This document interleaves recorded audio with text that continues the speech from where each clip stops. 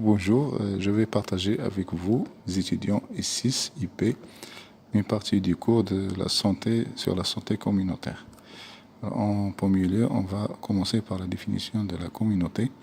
Alors, selon l'OMS, une communauté désigne un groupe de personnes qui vivent souvent dans une zone géographique bien définie, partagent une culture, des valeurs et des normes et ont une place dans une structure sociale qui est conforme à des relations que la communauté a créées au cours d'une certaine période.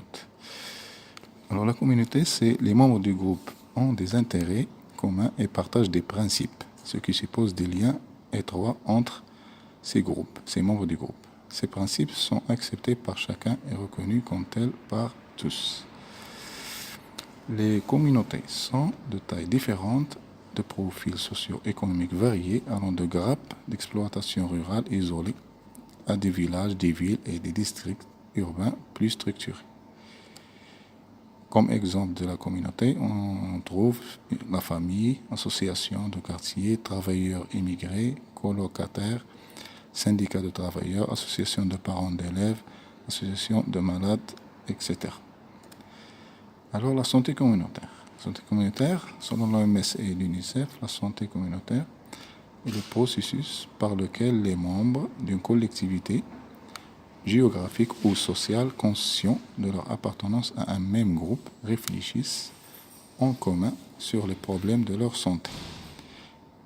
Alors, ces membres expriment leurs besoins prioritaires et participent activement à la mise en place, au déroulement et à l'évaluation des activités les plus aptes à répondre à ces priorités.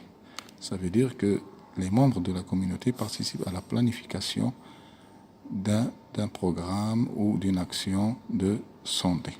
Alors, réfléchissent et participent à la mise en œuvre et le déroulement et jusqu'à la fin, l'évaluation. Alors, l'amélioration de la santé dans une perspective de développement communautaire, c'est l'objectif de la santé communautaire. Alors, la communauté participe à l'amélioration de sa santé.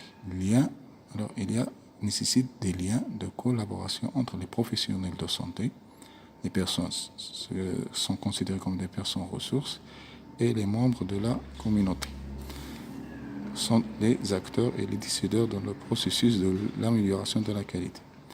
Alors, la santé communautaire s'inscrit dans le processus actuel de décentralisation et de régionalisation. La santé communautaire tend à remplacer le terme de santé publique, le terme de santé publique actuel, ou médecine préventive ou médecine sociale. Alors maintenant, on passe à la participation communautaire.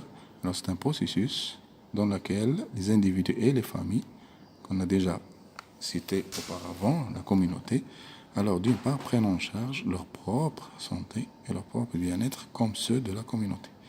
D'autre part, développent leur capacité de concourir à leur propre développement comme celui de la communauté.